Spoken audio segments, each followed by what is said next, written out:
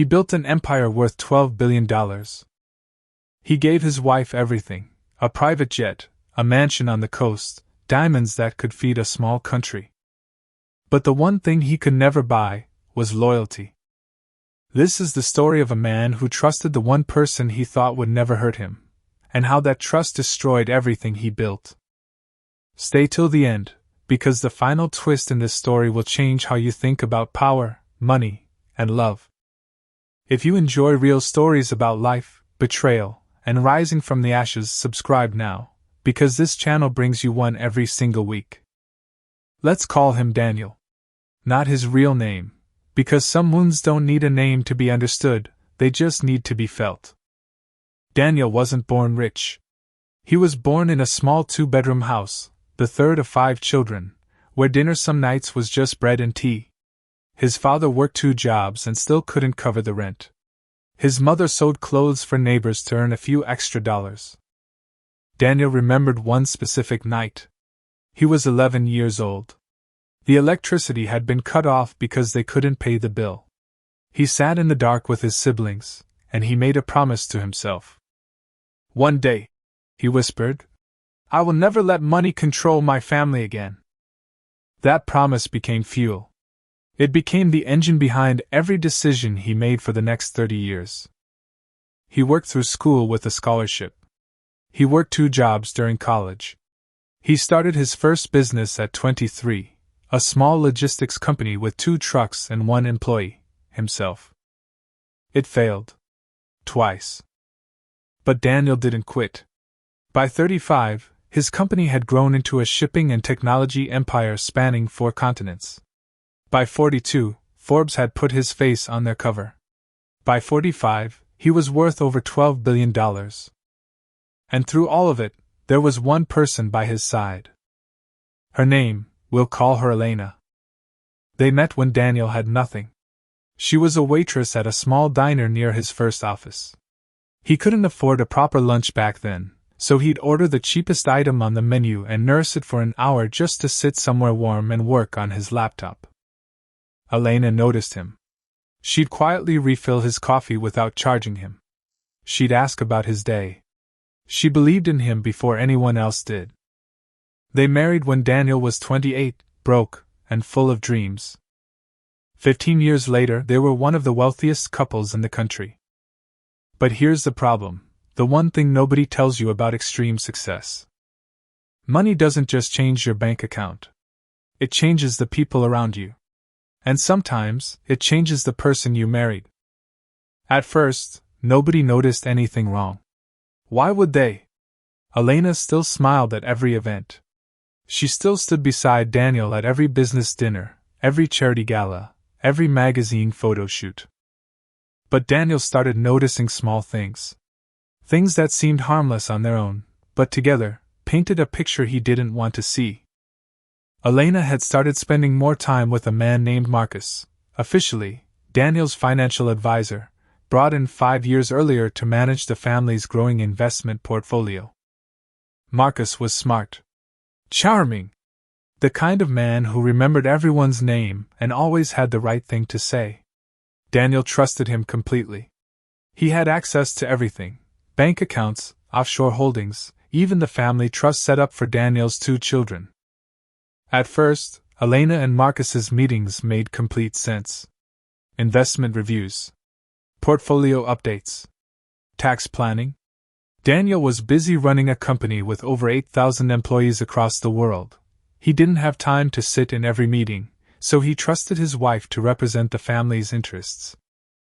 That trust was his first mistake. Little things started piling up. Elena began traveling more business trips to discuss investments in cities where, coincidentally, Marcus also happened to be. She became distant during family dinners, always checking her phone, always stepping out to take a call. Daniel, exhausted from managing his empire, told himself he was imagining things. He told himself that a marriage built on 15 years of loyalty couldn't crumble over a business relationship. He was wrong. One evening, Daniel came home early from a cancelled trip. The house was quiet. Too quiet. He walked through the hallway and noticed Elena's laptop left open on the kitchen counter, something she never did. She was always careful about her privacy, even with him. An email was open on the screen. The subject line read, "Transfer confirmation, Cayman account." Daniel's stomach dropped. He wasn't a suspicious man by nature. He'd spent his whole life focused on building, not doubting. But something told him to keep reading. What he found next would unravel everything he thought he knew about his marriage. The email showed a transfer of nearly $40 million, moved from one of Daniel's business accounts into an offshore account Daniel had never heard of. His hands were shaking as he opened the laptop's file folders. What he found wasn't just one transfer. It was a pattern, going back almost 2 years. Small amounts at first. A few $100,000 here, moved under consulting fees. Then larger amounts, disguised as investment diversification, asset protection, tax restructuring. All authorized with Elena's signature. All processed by Marcus. Daniel sat down at the kitchen table, his heart pounding, and slowly pieced together what had actually been happening for the past 2 years of his life. Elena and Marcus hadn't just been having an affair. That was almost the smaller betrayal in comparison to what he discovered next. They had been slowly, quietly, systematically moving Daniel's fortune out of his reach, into accounts structured so that if Daniel and Elena ever divorced, a significant portion of his wealth would already be gone. Untraceable. Untouchable. It wasn't a crime of passion. It was a plan. A calculated, patient plan that had taken years to build. Daniel later learned the full timeline from forensic accountants he hired the very next week. Elena had started her relationship with Marcus roughly 18 months into managing the family's finances together. But the affair wasn't just emotional, it was strategic. Marcus had guided Elena on exactly how much money could be moved without triggering alerts from Daniel's internal financial team. He knew the loopholes. He knew the offshore banking laws. He had done this kind of thing before, for other wealthy families, always staying just under the radar. Daniel didn't sleep that night. He sat alone in his home office until sunrise, staring at bank statements, wire transfer confirmations, and email chains that painted a picture of a 15-year marriage that had quietly become a business arrangement designed to strip him of everything. The woman who once refilled his coffee for free when he had nothing, the woman he trusted with his children, his home, his entire life, had spent 2 years planning his financial downfall. Daniel didn't confront Elena immediately. This is one of the most important lessons from his story, and something every person facing betrayal should understand. Emotion destroys leverage. Patience protects it. Instead of confronting her in anger, Daniel spent the next 3 weeks quietly building his case. He hired a forensic accounting firm with a reputation for uncovering hidden offshore accounts. He hired a separate legal team, one that had no prior connection to his company or his marriage, so there could be no leaks. He continued behaving normally at home. He smiled at dinner. He attended the charity gala the following week, standing beside Elena for photographs, all while knowing exactly what she had done. It was, by his own later admission, the hardest acting performance of his life. During those 3 weeks, his legal team uncovered something even more disturbing. Marcus wasn't just Elena's financial advisor and lover, he had a documented history. 2 previous clients, both wealthy business owners, had lost significant portions of their fortunes through eerily similar offshore restructuring schemes. Neither case had ever gone to court. Both settled quietly, likely to protect their reputations. Daniel realized he wasn't just a victim of a broken marriage. He was the third target in a pattern. When Daniel finally confronted Elena, it wasn't with yelling or accusations. It was with a folder. He placed it on the kitchen table, the same table where he had once told her about his dream of building a real company, back when he had nothing but hope and a business plan.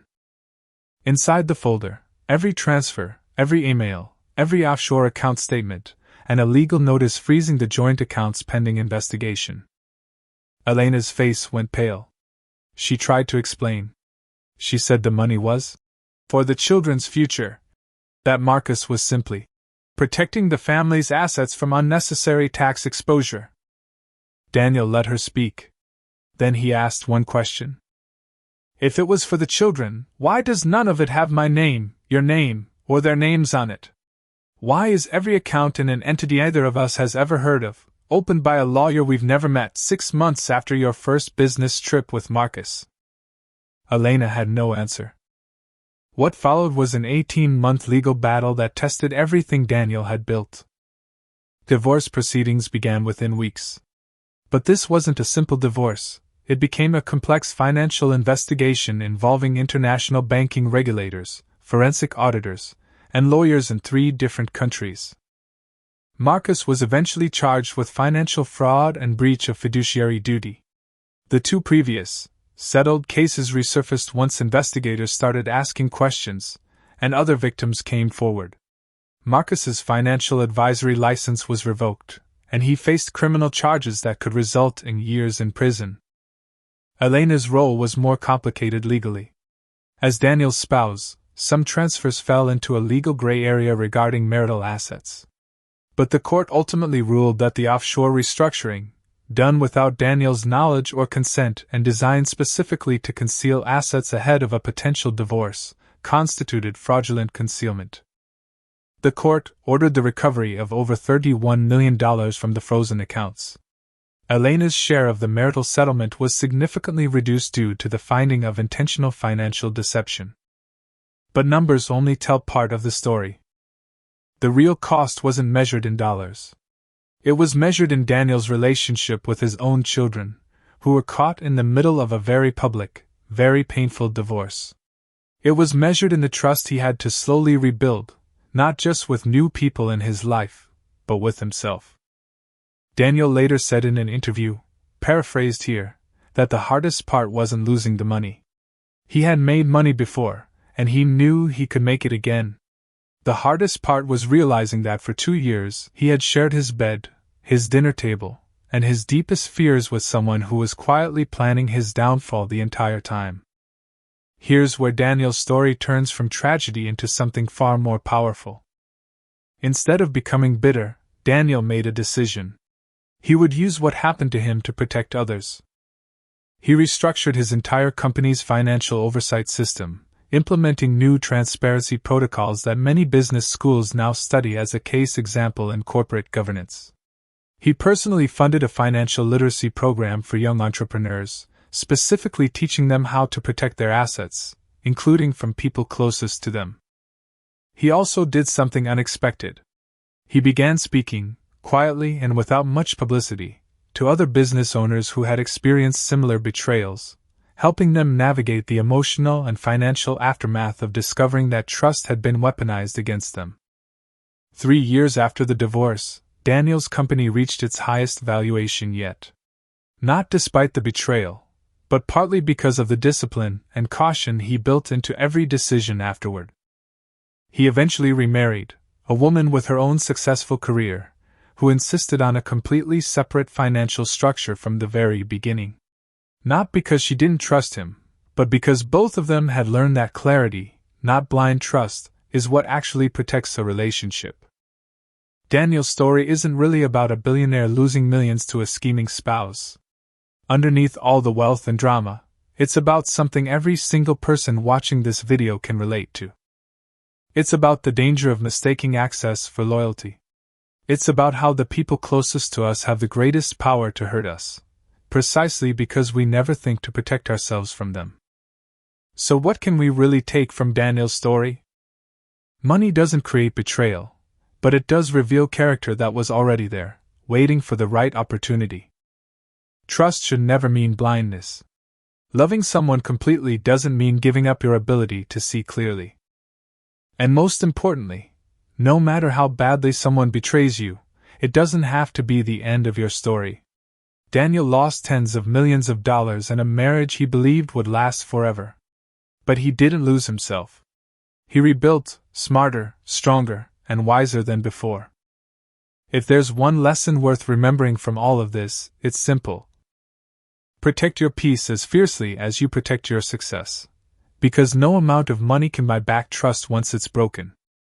So that was the story of a billionaire who had everything, except the one thing he thought he could never lose. It's a reminder that real wealth isn't just about money. It's about surrounding yourself with people who deserve your trust in the first place. If this story touched you, moved you, or taught you something today, hit that subscribe button, because every week, we bring you real stories of betrayal, resilience, and the strength it takes to start over. Thank you for watching. I'll see you in the next one.